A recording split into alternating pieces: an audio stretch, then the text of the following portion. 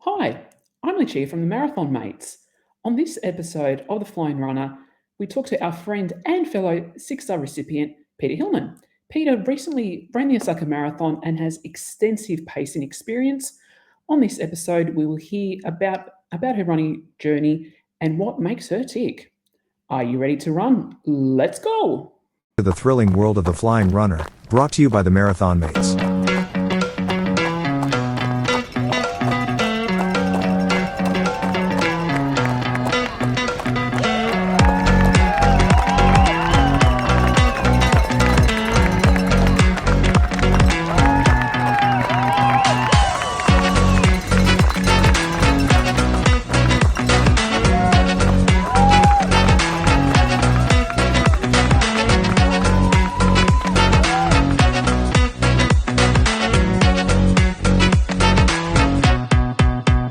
Chief from Marathon Mates, and welcome to episode 90 of the Flying Runner podcast. On tonight's episode, we're talking to our good friend, Peita Hillman. Tara, Tim, and myself were in Boston last year when Peita lined up and also got her six-star medal. It was so nice to share our six-star moment together. And I know Tara has some memories of Peita in the finish area of Boston, helping her get water and find her feet again. On this episode, we'll hear all about Peita's running journey and her extensive pacing experience. We'll also talk about her studies and how running can transform lives. Peita, welcome to the show. Thanks for having me. I'm excited to be here. We're very, very excited to have you. Now, not only do we have Peita, but we also have my fellow co-hosts. So we've got Tony, Tara, and Tim, and happy to say that Tara did make it back in one piece. Very happy, very, very glad to have you back, Tara. And how's everyone's week been? Tony, I'll start with you. Well, actually, Luch, I'm going to start with a bit of a rant around following up something that you talked about last week, and that's my Garmin is on crack, right? And I've got to say the same thing. My training status is ridiculous. Like, I cannot understand how you can have 2 weeks off and then come back with a walk, and Garmin says that I'm strained. My training readiness is 1. My HRV has just gone ridiculously low, and it's saying it's unbalanced and unstable. So I reckon Garmin is unstable at the moment. I reckon they've had an algorithm change and it's annoying the bejesus out of me. But anyway, outside of my Garmin is on crack. Had a good week. Ran 10 there on Saturday. It was a bit hot here in Brizzy, and backed it up with a nice little 5K recovery run there on Sunday. Gearing up for Run Army on Sunday. But that's it. Excellent. Now, Tara, I'm not going to bother asking you because we know your weekend was drinking cocktails. Sorry, arm exercises and strength work. So we can't underestimate that. I did a lot of swimming and snorkeling and diving, and I did do one walk around the island that I was on. So I was on a little island called Iroquois Island in Vanuatu, and it's 1.5 Ks from a whole loop. So I did that once, but the rest of the time was spent in the pool or swimming, snorkeling, or diving. So, and lifting my drinking arm. Yeah. So, excuse me, I did do 1.5 Ks. Something's better than nothing. And Tim, what about yourself? Well, I got actually some running done during the week. So I knocked over about 40 odd kilometres of running, which was new for me. So after my short, long-term break that I've had. So, 21 Ks yesterday on my long run and 5 Ks. No, I didn't do park run because I volunteered at park run. I did timekeeping, but also did a number of runs during the week. So getting the distance back up, the speed's still way off. The endurance and fitness is still way off, but I am improving, and that's fantastic. We've got Run Army this weekend, Tara and I, with Tony. We'll go and do the 10K there and have some fun. But yeah, just a normal, happy week of running again. Awesome. And Peita, what about yourself? Well, yesterday I did a 15K. I'm sort of between you guys. I'm in the Tweed area of New South Wales, and I found it so humid still. It was over 22 degrees when I started at 7 a.m. And then I got the dreaded Garmin training status of overreaching. I did a marathon 4 weeks ago, but apparently 15K was just way too much. So I hear what Tony's saying. It was hot yesterday, wasn't it? It was very humid out there in the It run. was. And I'm only in a pre-week for Gold Coast Marathon, so, No, there's no such thing. Well done, Peter. That was nicely slotted in. It's week 1 of your training plan. We go. Yeah. on the plan I was meant to do 18 yesterday. I get to 14 and I stop near Circular Quay in Sydney because I'm lucky I can do a lot of the marathon route as part of my training. I checked the bus timetable. Bus came within 2 minutes. What do you guys reckon I did? You went and got an ice cream. No, I got on the bus and then I got Macca's when I got home. So I really think I need to change my training routes to take me away from public transport. And McDonald's and ice creams. Lucia, you do realise that the Gold Coast Marathon course does not have public transport on it. So I'm screwed. I have to do it then. Yeah. So Get one of the scooters. You'll be fine. No, but I'm not worried about Goldie because I know Peter is one of the pacers. Yeah. So I know if I get to her, she'll make sure I don't stop at any Macca's or get any scooters. There's a Macca's at Surfers Paradise that you run past. It's at about 7 or 8 kilometres. There's another one at Labrador. Labrador at about 32 kilometres that you run past. So, yeah. I can point those out for you. You run past it again at 41 and a half kilometres. So, or 41 kilometres. So, okay. Yeah. I might get a cheeseburger on the way back. Maybe it is part of the training plan. I'm going with that. Excellent, guys. Well, thank you for that. So now it's that time of the week where we talk about the news.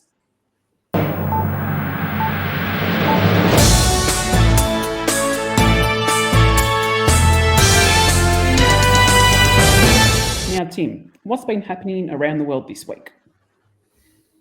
Alrighty, news this week. So, guys, we've all heard of the name Jeannie Rice. Jeannie is a world-renowned athlete. She's 76 years and very, very, very young. Jeannie is somebody who has set world records in all major distances from 1,500 metres right up to the marathon distance.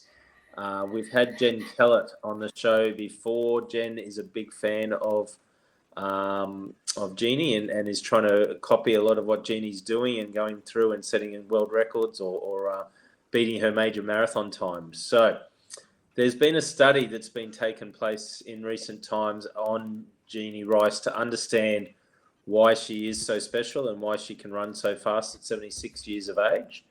They undertook the tests on Jeannie 6 days after her stunning 2024 London Marathon world record, where she set a time of 3 hours and 33 minutes.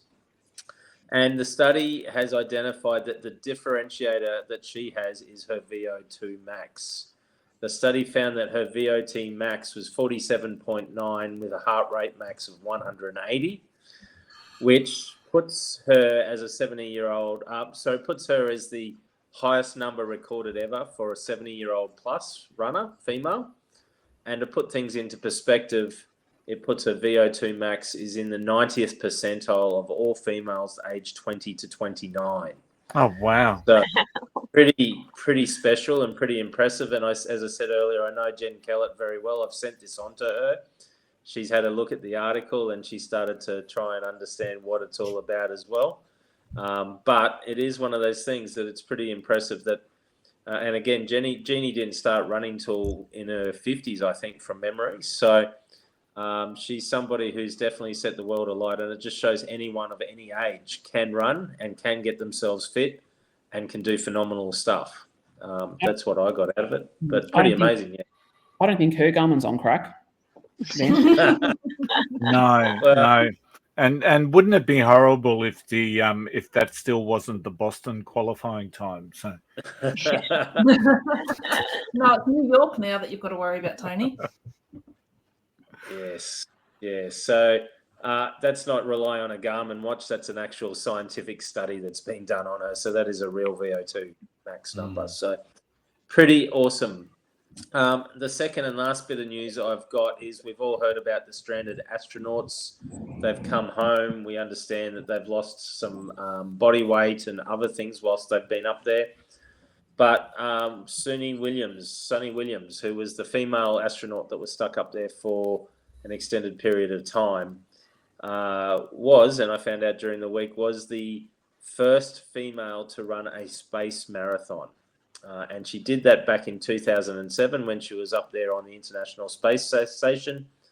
She ran a space marathon on a space treadmill in space in time of 4 hours and 24 minutes. Prior to launching into space that year in 2007, she actually achieved a Boston qualifying marathon time of 3 hours and 29, and she ran that at the Houston Marathon in 2006. Given she was in space at the same time as the Boston Marathon, she decided that she would run the marathon on the space treadmill and do it at the same time as the Boston Marathon. So she hooked herself up literally to the treadmill. You get hooked up to it, and then she started running. She was able to do the full 42 kilometers at that time. So pretty impressive. I don't know if you've seen space treadmills, but essentially you get harnessed into it, and you've got to obviously push the treadmill. Your hair goes everywhere. I guess your sweat goes everywhere and everything else. But pretty impressive. Again, she did back it up in 2008. She went back and participated in the Boston Marathon, this time on Earth. And apparently she did quite well there as well. I'm trying to find her time, but was unable to find it. The first male to run it was a guy called Tim Peake, who was the first man to run a space marathon. He did this in 2016 aboard the International Space Station. And at that time, it was during the London Marathon, the 2016 Marathon for London, when he set a time in space of 3 hours and 35. So pretty impressive times. I reckon space running would be the way to go. I don't think you'd get a lot of friction on your feet, so you wouldn't get a lot of blisters. And you don't have gravity, so I don't think you'd get a lot of lactic acid cooling in your legs and your leg muscles. So it'd be a different sort of a run, I think. What do you guys think? It'd be interesting because how much of an impact it would have to your body post it, but then it's also similar to actually being in space as well, I would assume. Yeah, interesting concept. Yeah, they say that. I mean, when you think about the astronauts that have just come down, it has a fairly big impact on your body. So I'm not quite sure whether it would be easier doing a marathon up there or not. So yeah, I wouldn't want to go up into space, let alone test it by running a marathon. I reckon it'd be all right. I reckon it'd be low friction. You just let you're harnessed in, so all your lower body's doing the turning over, and the upper body just stays still and tunes out. But yeah, 4 hours on a treadmill, that'd be boring, I reckon. Yeah, Sounds a bit like the treadmills that do the water running. You know how you can do the yeah. Yeah, it looks very much like that. Yep. And that's the news this week. but Luch, before we just move off the news, and it's something we've all made comment about with the London Marathon coming up and with the registration process with the London Marathon, I think this year, and from what I can read last year, runners had the choice to choose not to get the medal. And I'm just flabbergasted that anyone would want to run a major and not get the medal. But from reports, it defaulted to no. So I'm really quite intrigued now to see what happens at the end of the London Marathon this year, whether there's a lot of people who don't realise that they're not going to get a medal because it defaulted to no. So I know everyone on this screen has got their London Marathon medal. They love their London Marathon medal. And I just cannot fathom why a major would even be asking people if they wanted to not receive one, because that's one of the reasons why we do this thing. So I just thought I'd just put my opinion forward. I dare say there's anything. Oh, sorry, Tim, you go. I was going to say, maybe it's all the people out there who complain about sponsors' logos being on their medals saying they don't want it.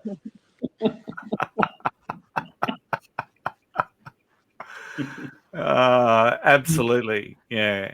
But I hope it's not chaos at the finish at the London Marathon. But I've got no doubt if it is, we will see it on social media. So 100%. 100%. Excellent. Thank you for that, Tim. Now let's get to the fun part of the show tonight and chat with our special guest, Peter. So, Peter, as you know, we keep things really informal on the podcast. We're just going to ask you a bunch of questions, and I'm going to start off. So, one question we like to ask all our guests: when did you first get into running, and why? Well, I was a very late starter. I did not engage in any form of exercise until the age of 34. And exercise or running to me was a chore, like it was a punishment. It's something you felt forced to do, and being out of breath was very unenjoyable. So why would you want to do that? And certainly why would you want to run? It wasn't until that age, when my youngest was about 2, I saw a photo of myself. I was not happy with how I looked. I felt very uncomfortable. I was very overweight, and I was talking to a friend about it and just expressing to her how I felt. And she said, you should come and do this program I'm doing. Like, it's really easy to follow. This was probably, I think, 2011 or so. And, there wasn't the array of fitness programs online there are now. The internet was still a kind of a new thing. And she told me about this program called Michelle Bridges' 12-week body transformation. So I gave that a go, and I learnt about portion sizes for the first time. Michelle had a daily exercise program you could do that was tailored to beginners. And that's the first time I'd ever seen a program. And very quickly, once I followed that, really liked the routine and that structure. And I'd wake up in the morning and say, oh, it's Wednesday. What are we doing today? And before I knew it, I got into a rhythm. I lost about 15 kilos. And I very quickly noticed benefits in other parts of my life. Like, I was a lecturer at the time. I was teaching in classrooms for an hour and a half nonstop. And all of a sudden, I was able to stand on my feet that whole time. And I could talk without being out of breath. And I could think quickly. And I could answer the students' questions really quickly. So I noticed how much it improved my focus and my concentration and just my enthusiasm being in the classroom. And then one Sunday, so remember, there was no couch to 5K in those days. I saw a Learn to Run program in the Sunday paper in the body and soul section, and thought, oh, okay, well, I've always been interested what it would feel like to be able to run. I'm going to give this a go. And it was just following that program in the newspaper. And I still remember the first time I ran 400 meters round an oval without stopping. And I thought, wow, I can do a whole lap.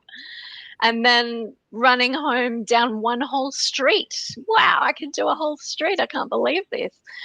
And just very quickly realized how good it made me feel. And then we had a staff triathlon at work, and I was probably running a few K by that stage, and I volunteered to do the run leg of that triathlon team. It was 4K, and honestly, it felt like a marathon. I nearly died, and I was huffing and puffing, and I thought, wow, this is so far. But made it through and had that feeling at the end, like, I'm pretty sure we were dead last, but wow, we finished. And then soon there was a local 5K fun run that I did with a friend. And, that first 5K race also seemed like a very, very long way. But we did that. And then as, the running journey continues, you escalate into a 10K. And then there was a local race called Pub to Pub that was about 13K. And then I met a crazy group of women that were training for Central Coast Half Marathon down near Sydney. And so that was the first time I'd heard of one. And I thought 21K, how is that humanly possible? But as you do when you get into a group, you realize that other people are doing this, maybe I can too. And their encouragement and their accompaniment on long runs basically showed me how to do it. So during that event, it's on a cycle path. It's a pretty difficult one because there's a few bridges, not the easiest course. It's in November, so it's quite warm. And I went out too fast, of course, as you do in your very first half marathon. So I was dying around the 10K mark when we turned around to come back. And I told myself, I'll never make you run again. You'll never have to do this again. Just finish it. Just finish. I can't even remember what time I did, to be honest. But I could barely walk the next couple of days. And, I think I did just cut down the distance a bit for a year. And then a dear friend, Liza, said to me, hey, I'm in this running group called Beauty of Exercise. And on a Tuesday morning, we do intervals. And she texted me on the Monday night and I thought, oh, should I? And then I went along and the rest is history. That split decision just changed my life forever. Getting in with a great group and encouraging and supportive community. And of course, a wonderful coach named Debbie, and who really made me believe in myself. And then we took off from there. Awesome. It's amazing to have that group and that encouragement from people. And I'm assuming that's why you got into marathon running, is because of that group of people. Absolutely.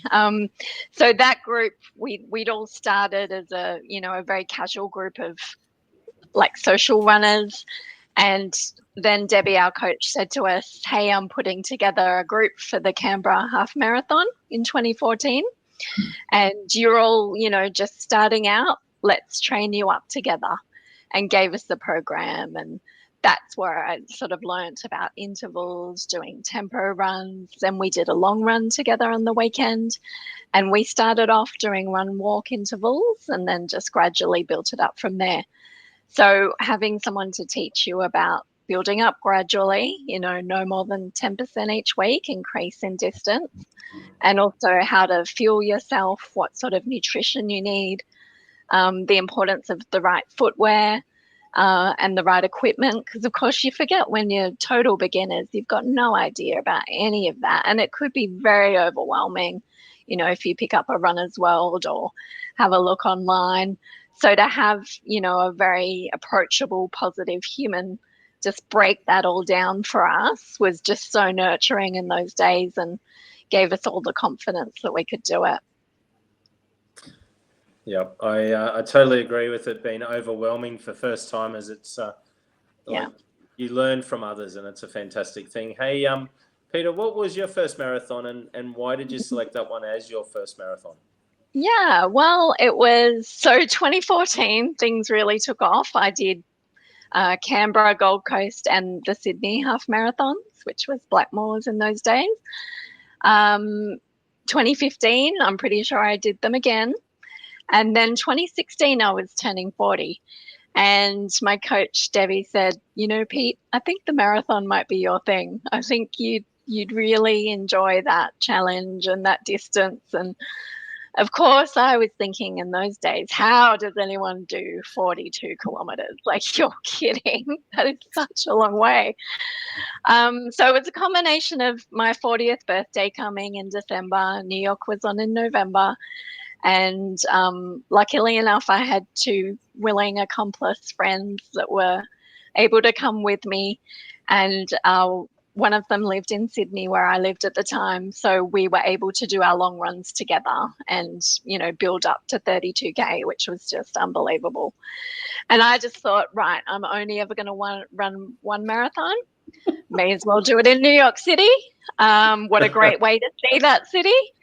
And I'll just do that one marathon and I'll be done after that. So luckily I have a very supportive husband. He's not into running at all and is not a morning person at all. So he's quite happy for me to go out on those early morning runs and just supported me 100%. So New York was meant to be it. Famous last words, isn't it? Yeah. How often do we hear that? I'm just going to run the one. Yeah. Yeah, absolutely. Hey, I can see you've got the Osaka T-shirt on, which is incredible. You recently did that marathon. So, as you know, we love hearing about marathons right around the world. So, how was it? Because from my understanding, there was a little bit of snow drifting in on the day. So, so tell us about Osaka. Everything from everything from the expo all the way to getting to the finish line, and then how does it compare with some of the others that you've run? Yeah, well, fast forward, Osaka was marathon number 10 for me, and as we were preparing for Sydney Marathon last year, I thought, geez, what am I going to do next? And I really fancied the idea of another run in Japan. Japan is so great for Australians. It's one flight, it's no jet lag, it's amazing value for money. And of course, they really love running over there. Marathons are just super popular. And I'd always heard great things about Osaka. And it's actually quite a big marathon, 34,000, so bigger than Boston. 34,000 people. And when I was looking around early August, the lottery happened to be open. So I thought I'll just throw an entry in, see what happens. You don't have to put your credit card in. It's one of those where if you get picked, you get picked. And I knew that they only take about 1,000 foreigners in the overall entry. So I thought I won't get picked. And then, of course, I did. And a work colleague also got picked. So we didn't know each other was planning an entry. So we thought, great, we've got someone to go with. It was in February. It was on a Monday, which was great because the Sunday was a public holiday. And the only downside was, of course, training in the Australian summer, which we've all done before for Tokyo and Boston and London. Not pleasant. I don't need to tell you guys. So that was a downer. However, the opportunity to go back to Japan and run again was very exciting. It was very well organized. The expo reminded me a lot of Boston, how they have the crowd control out the front, the fences up, weaving the crowds into the venue. The expo was open for 2 days, but it was open long hours, like 10 till 7 in the typical big convention center. They had lots of merchandise. It's a Mizuno event. So when you get to that merchandise section, there was no kidding about 20 different shirts hanging up you could choose from. And you could just walk up to the shelf and select the size you wanted. So completely different to Tokyo. And this shirt that I have on is the runners only shirt. So to buy it, there's only one per person. You had to show your wristband to prove you were running the event. And needless to say, they still had some left on the second day of the expo. Tokyo could learn a lesson from that. So there's plenty of merch.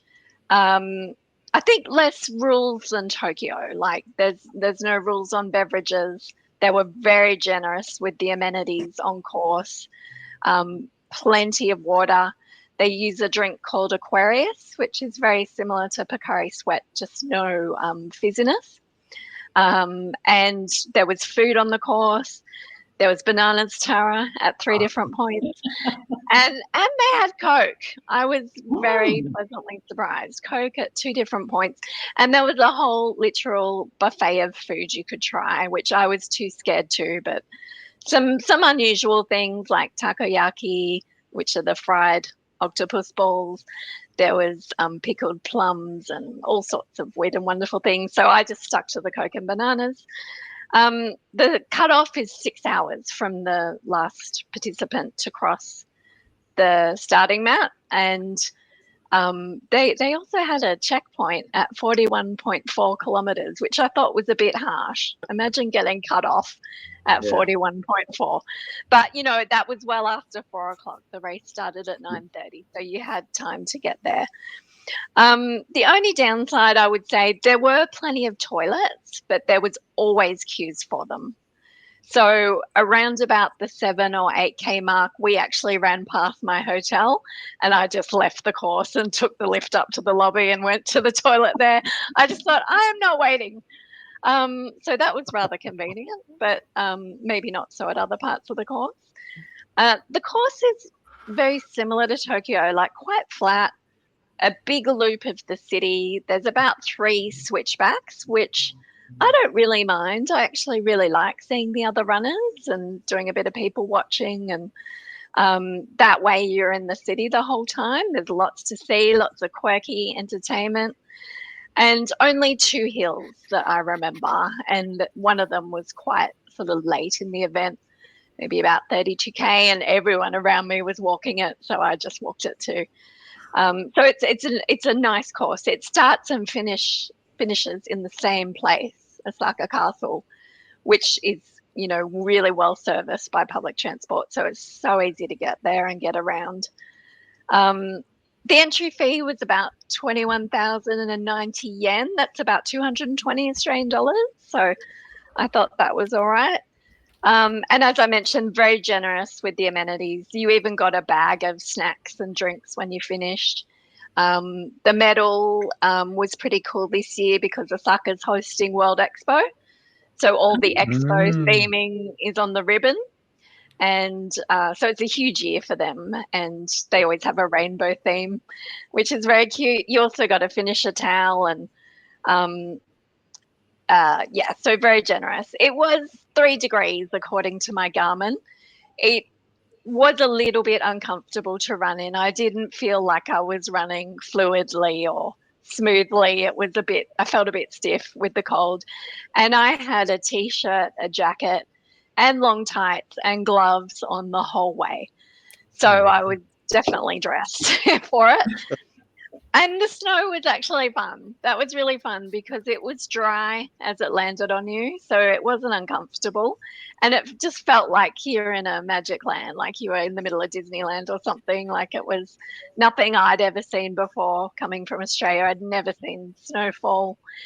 So for it to happen only during the event, that was the only time I ever saw it, was really quite special and very unique and something we'd never seen in Australia. So I didn't mind that at all. And if you want to have a look at an experience, you can check out on YouTube, it's Matt B and also Aubrey's channel. I think it's called Bigger Than Running.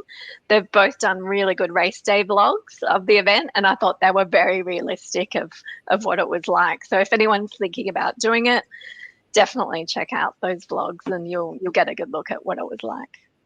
Oh, sounds very exciting. Who knows? It may go on the list. Yeah, I recommend it for sure. If you can handle the Australian summer training, don't hesitate. Go for it. There's a few in Japan that I'd love to do. Osaka being one of them. Lake Biwa is another one that gets big crowds and is a fast event. And then Sapporo also has an event up there as well. They have really good crowds. They have really, as you said, they're really intelligent when it comes to marathon running. They're educated. They understand the event, and they get big crowds. Everybody wants to run those events. So sure. I definitely want to see myself one time get to Osaka and do Osaka Marathon.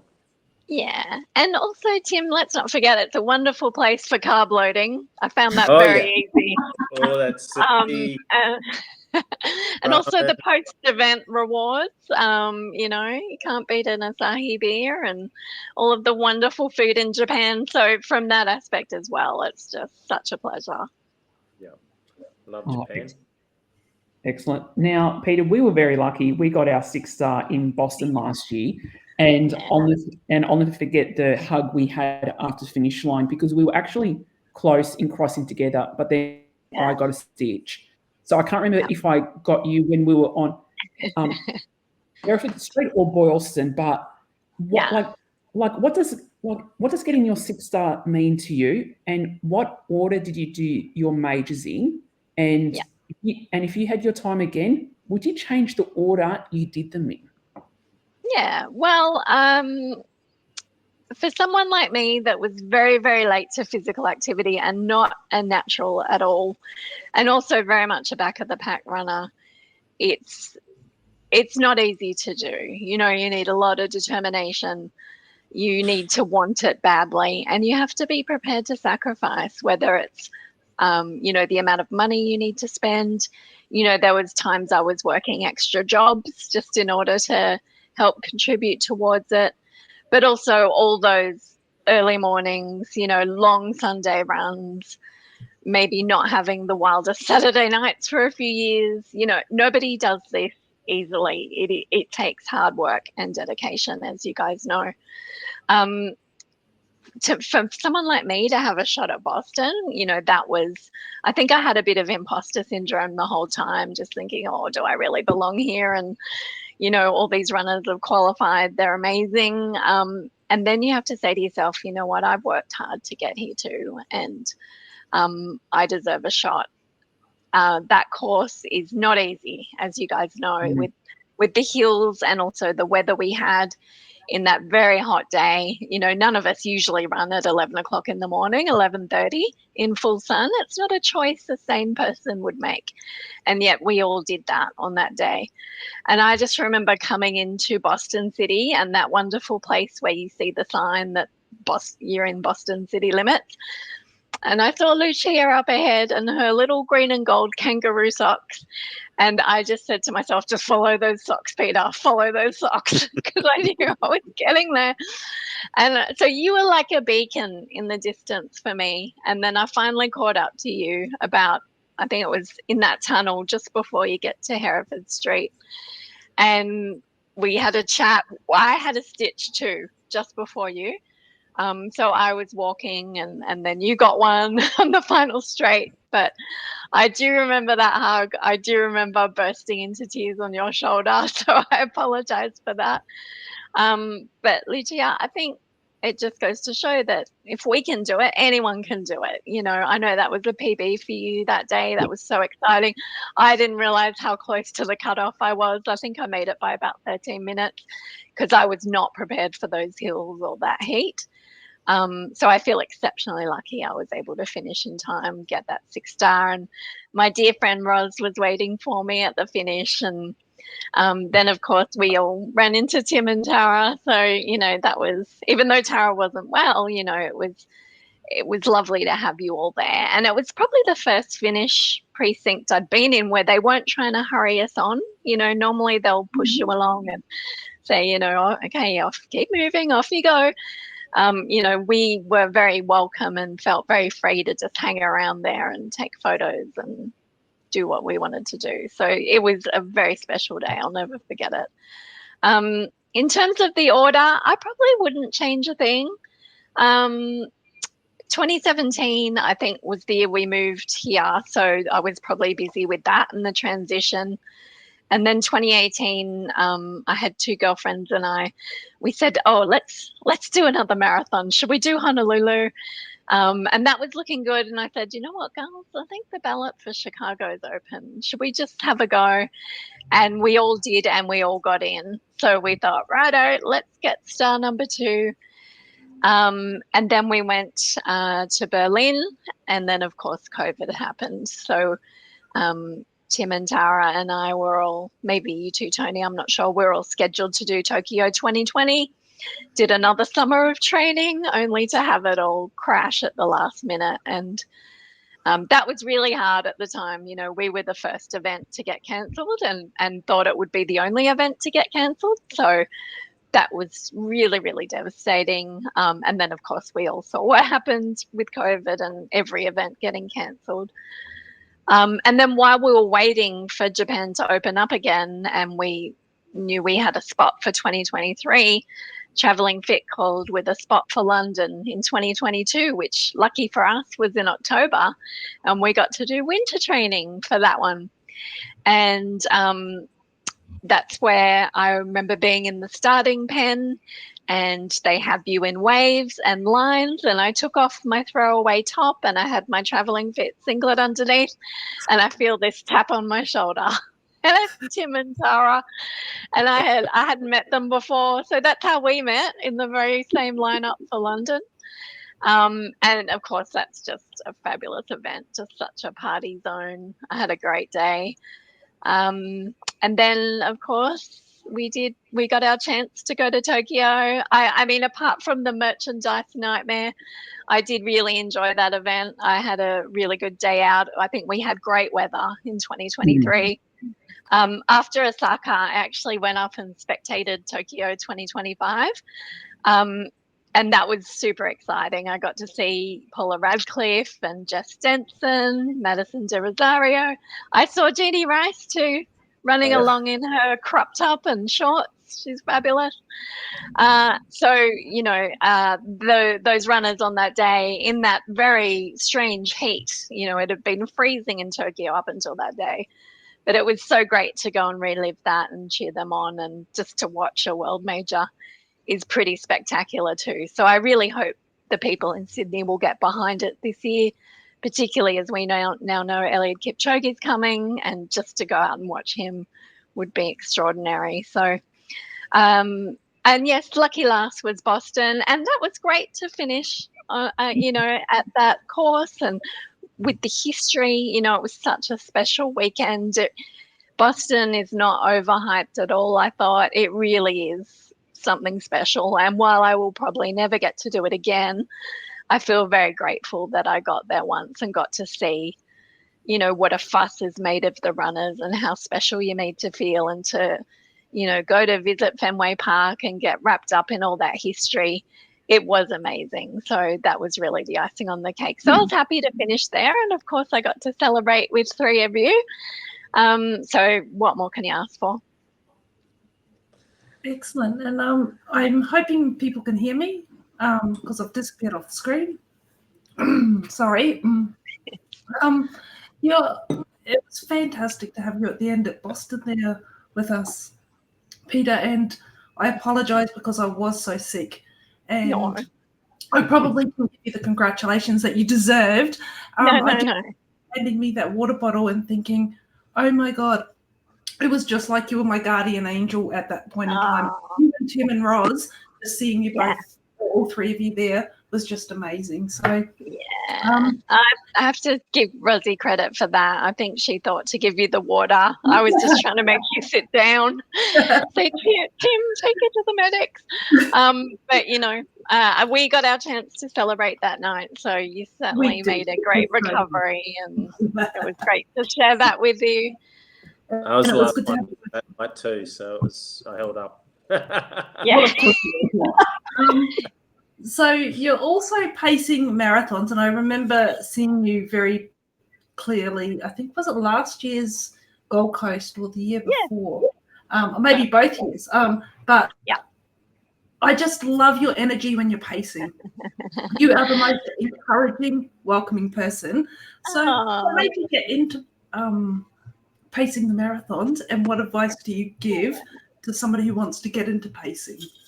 Yeah, well, again, I started off small. I think I just noticed probably about 6 years ago on my long runs, my friend Rose said to me, you know, you do really even splits, and you tend to do the same time for each kilometre, and you'd be a really good pacer. And I thought, oh, you know, finally I'm good at something about running.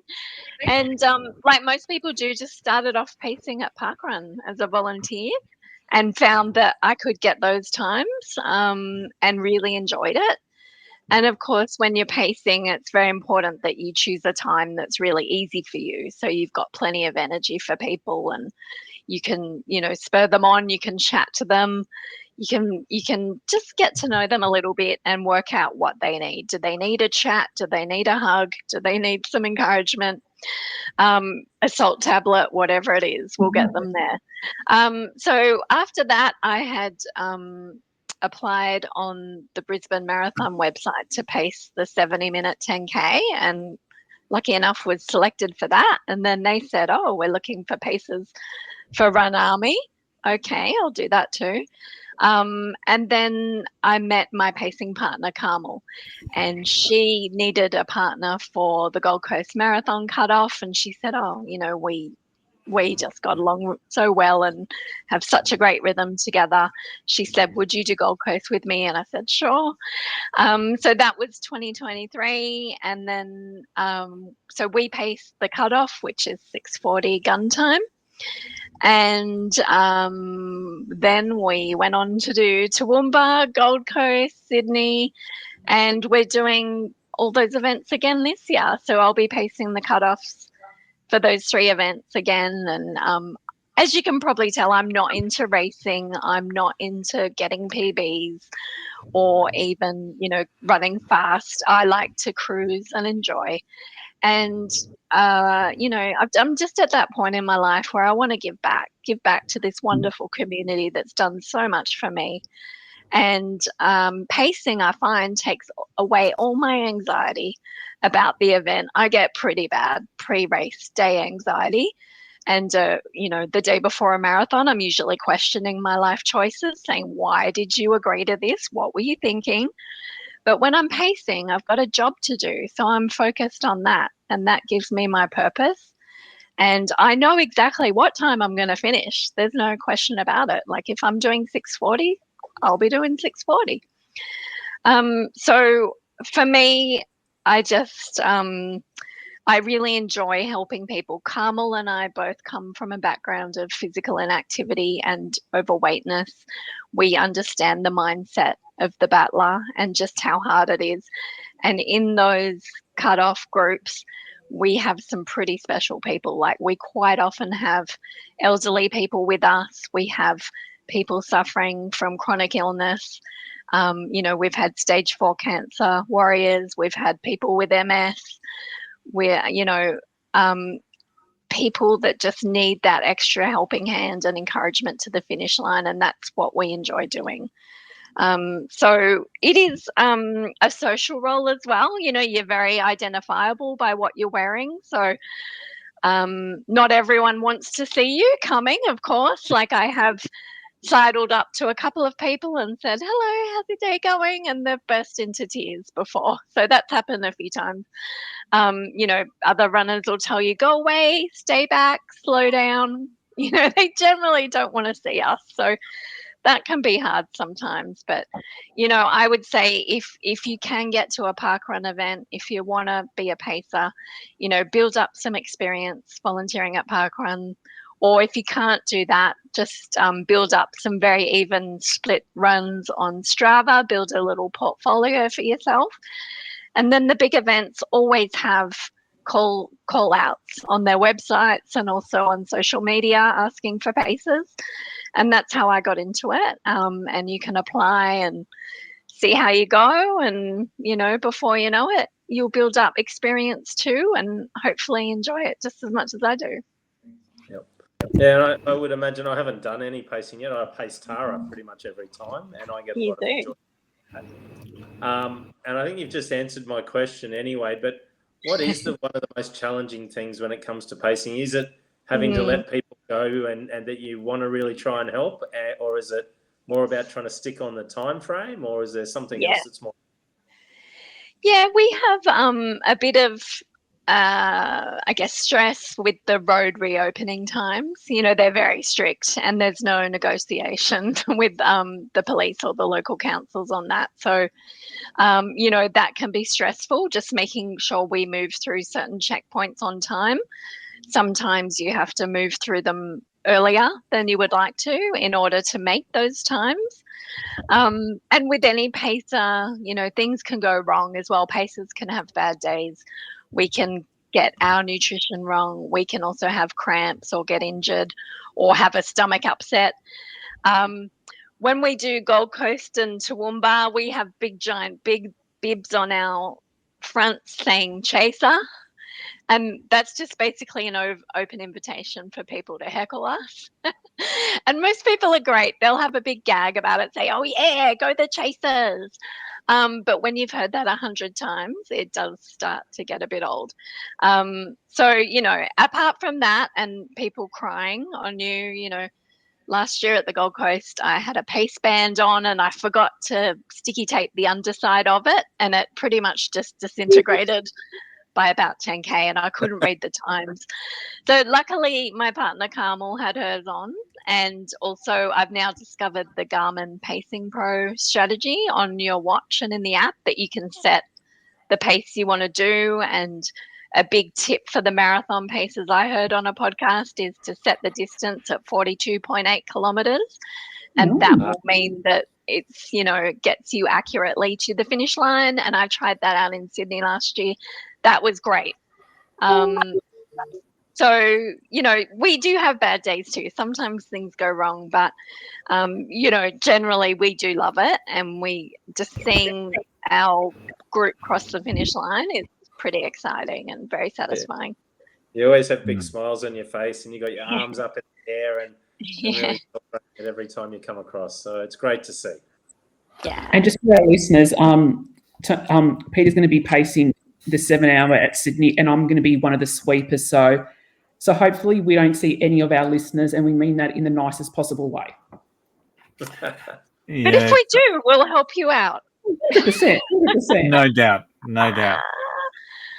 Peter, I've never run with a racer at all, and I'm intrigued by it, but I do need to move on because we are a little short on time.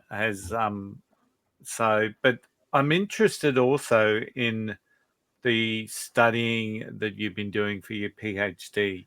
Mm-hmm. And I believe it's around transforming lives from people moving from, the proverbial couch, that sedentary sort of lifestyle, into something that's pretty active. Now, obviously, sharing your journey, there's a lot of you in that, I'm presuming, as well. There's a lot of yourself invested in that. But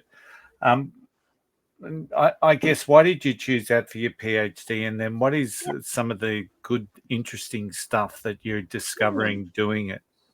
Yeah, sure. I'll give you as brief an answer as I can, Tony. For my PhD, I wanted to do something, more, about my lived experience. I was a tourism management lecturer for many years, and while I was doing my master's, I became involved in some research work on events and the families and friends that go to events and support athletes, and what that experience is like for them. And I knew one of my supervisors, Dr. Matthew Lamont. He and I were very fascinated with the idea of epiphanies and what is it that makes someone actually get off the couch and go and decide to change their lives. So I interviewed 30 people about what was it for them. These were all people who were previously sedentary, but now did at least 2 running or triathlon events per year. And finding out their story and how did they do it? What were the facilitators? What barriers did they have to overcome? And probably the most interesting finding was that 26 out of 30 got started because of an invitation from a friend. And Tim, this is why I'm so happy to see your parkrun posts where you talk about enabling people and taking them to parkrun with you, because that's exactly how it happens. So if I can issue a little challenge to the listeners this week, extend that invitation. Your neighbor, your colleague, someone you know, invite them to your yoga class or to Zumba with you, or to go for a walk or along to parkrun. Just like it happened for me twice, those invitations changed my life. And it usually, with all of my participants, it only needed to happen once and they were hooked, just when they feel those benefits. And of course, that social connection that running events provide, they want to come back for more. Even though maybe it was a bit uncomfortable, next time it will be less uncomfortable. So I guess the other thing is, the other participants that didn't get started that way, they either had a health scare or someone in their family did, which encouraged them to get moving, or some got started because of a bet or a dare that they took on. They were dared to do a triathlon and did it. So while running and triathlon events weren't really the way most people got started, they're certainly critical for adherence and keeping people like us active, engaged, regularly engaging in physical exercise, because we've got something to look forward to and something on the radar that keeps us training and keeps us going. So that's really the role that they play. And before my study, no one had ever looked at that. Like there's lots of studies on running events and how they benefit people who are already fit and healthy. But nobody had looked at, people who used to be sedentary and what were the factors behind that. So, it was a very personal journey for me. I believe that gave me the ability to really connect with my participants and interpret their findings very intuitively. And of course, I'm just still so thankful to those women that changed my life, and I'd hate to think where I'd be without them. That's just amazing, Peter. Well done. Well done to Thank you. you. Thank you so much for joining us. It's been a great chat, and hopefully our listeners have gotten some tips about pacing and about your journey and what it's meant to you. Now, before we wrap things up, we always ask our guests to do a fast 7. So it's just 7 quick questions. Tony's going to ask them one-word answers. Over to you, Tony. Are you ready, Pete? One word? No, try. no, just quick answers. Let's go. Right. I'll do my best. All right. Podcast or music? Podcast. Best running advice ever given to you? Don't increase your mileage by more than 10% each week. What advice would you give to someone starting out? Run at conversational pace. Uphill or downhill? Uphill. Yay! Downhill makes you pee, Tony. Spoken like a lady that's had lots of kids like me. Yeah, perimenopause. It's great, isn't it? Oh, it's awesome. I've always got to pause after the answer for that one, Peter, by the way, because I always have that noise when the person says uphill. So they'll either say uphill and Tim goes yay, or downhill and they go boo. Boo. So, gels or blocks? Blocks. Favorite shoes to run in? Asics Super Blast 2. I have a pair at the moment. They're luscious. I've heard that. Very hard to get to just quietly. Yeah. So there's very expensive. Hold on to them. And the last one, which is the one-word answer. What is one word that you would use to describe your running journey to date? Unexpected. Oh, I like that. That's a good one. Leaves a little bit of intrigue. Well done. Thanks, Peter. Thanks. That's the fast 7. Excellent. Now, just before we finish up, it's that time of the week that I know everyone can't wait for. It's Tim's tip of the week. So, Tim, what's the tip for the week? I don't know if everyone's hanging out for this one, but anyway, thanks, Lucia. My tip this week is taking Peter's story, I guess, where she talks about a sedentary life and then turning it into a running life. It doesn't happen overnight. It takes time. It hurts when you first start off. There's no doubt about it. It actually sucks running at first. You don't like it, but you get better with it. Your muscles hurt. They hurt for days afterwards. You feel awkward. You feel uncomfortable. You're not sure if you're doing it right. You feel anxious when you turn up to events, whether or not you're worthy of being there. But you eventually, over time and building in consistency and turning up week after week and day after day doing your training and your running, you will get better at it and you will be able to extend your distance. When I first did my first park run, I couldn't even run the first kilometre. And, 18 months later, I ran a half marathon. So it can be done. You just need to build that consistency. Start off slow, work your way up in the distance. Find some people that are going to work with you and encourage you, whether training peak partners or coaches or just friends who want to do the same journey with you. It always helps. So We talk about this all the time. Don't compare yourself to others. Go out, have fun, but just realize it's going to take some time. You're not going to be able to go out and run a marathon tomorrow. It takes time. Build it up over time, and you'll get there. That's my tip of the week. Excellent. Thanks, Tim. Now, guys, just before we wrap things up, let's find out what's on next week's episode. Tara, what's happening next week? Excellent. So for next week's episode, we're going to have another special guest join us. So if you recall back in episode 65 of last year, we had Fleur Cushman from Currens join us, and she was talking to us about all the benefits there. So we have actually received a lot of positive information from many of you about the science and information that she provided. So we're going to get Fleur back on next week, and we're going to talk about some more benefits that have been discovered and the research has actually proven for currants. So with the New Zealand blackcurrant research and everything like that goes with it. So Fleur's going to outline some additional studies that have been undertaken, and these show the really exciting results regarding the heart rate and performance. So as usual, we can't wait to get her back on to have a chat. Definitely not one to be missed. Excellent. Thanks, Tara. Now, unfortunately, it's that time of the week and the episode has come to an end. But Peter, a massive thank you for coming on this week and sharing your running journey. We hope that you enjoyed yourself as much fun as we had bringing it to you.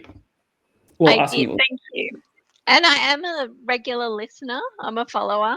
And just very quickly, while I was running Osaka Marathon, I was listening to you guys. And I mentioned to Tim, it was the episode on hills, and Tim was talking about not looking down while you're running. And I was over 30K, and I checked myself, and my head was like at a 180 down to the ground because I was getting tired. And so I got Tim's tip right on time, and I said, no, look up because you can't breathe. So thank you, Tim. No worries. And it got you up over the hill. It did. Yeah, there you go. Well done. Thank you. Excellent. Now, I'd also like to thank my co-hosts for this evening. Thank you for joining me, as always, guys. Hope you have a fantastic week ahead. And most importantly, we love making these podcasts for you, our listeners. Your feedback means the world to us. So like, comment, message us on Instagram, Facebook, Messenger, or email us at happyrunning@flyingrunner.com. Any tips or anything you'd like to see on future episodes, just drop us a note. Also, and you can also watch this episode on YouTube, Spotify, or listen on Apple, Amazon, and all major podcast platforms. And remember, every step forward is a victory lap. Lace up, hit the road, and we'll see you next time on the Flying Runr podcast. Happy running. Happy running. Happy running.